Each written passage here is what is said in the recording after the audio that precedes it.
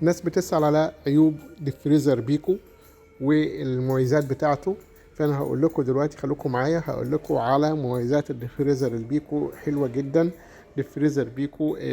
حاجاته كلها مستورده تركي بالكامل.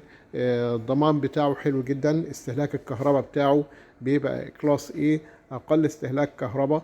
في منه اللون السيلفر اللي هو ده، وفي منه اللون الاسود ده، وفي حاجات تاني بتبقى ديجيتال. منه بيبقى فيه 5 درج، بيبقى فيه 6 درج، بيبقى فيه 7 درج.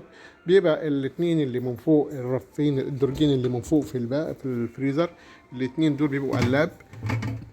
بيبقى بيفتح كده اهو كده، واللي فوق بيفتح كده اهو. تمام. بيبقى الرف اللي فيه ازاز من جوه. الديفريزر ده فيه مميزات حلوه جدا، ان الباب بتاعه ممكن يتشال يتغير، يبقى من ناحيه الشمال. يعني انا مثلا لو عندي في جنب حيطه من هنا او اي حاجه ومش عارف افتح الباب الناحيه دي كده، ممكن اغيره واخلي الجنب الناحيه التانيه كده، يبقى الباب يفتح الناحيه التانيه كده، بدل ما هو بيفتح كده لا ممكن يفتح كده. فدي ميزه حلوه جدا موجوده. الجهاز فيه الترموستات بتاعته موجوده من جوه اهو برضو، عشان دي حاجه برضو الاطفال ما حدش يلعب فيها او اي حد يلعب في الجهاز. لو انا مش موجود مثلا مسافر ولا حاجه وظبطته وقفلته، ما حدش يلعب في الجهاز ولا يغير درجه التبريد بتاعته. الجهاز ميزاته حلوه برضو اهو. ادي الادراج بتاعته. ادي الدرج، اول درج تحت الرفين اهو. تمام. الدرج الثاني اللي بعديه، درج كبير شويه. الدرج الثالث. تمام. الدرج الخامس. الدرج السادس.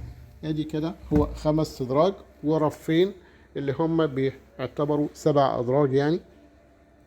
تمام. ده التركي، في منه اللون الاسود زي ما قلت لحضراتكم كده، وفي منه اللون السيلفر. الجنب بتاعه بيبقى سهل جدا من التنظيف لو في اي حاجه لزقت فيه. الديفريزر ده الميزه بتاعته كمان تاني، ان هو استهلاك الكهرباء بتاعه اقل استهلاك كهرباء. ادي اهو كلاس A. السعه اللتريه بتاعته 260 لتر، يعني بيعادل 9.2 قدم.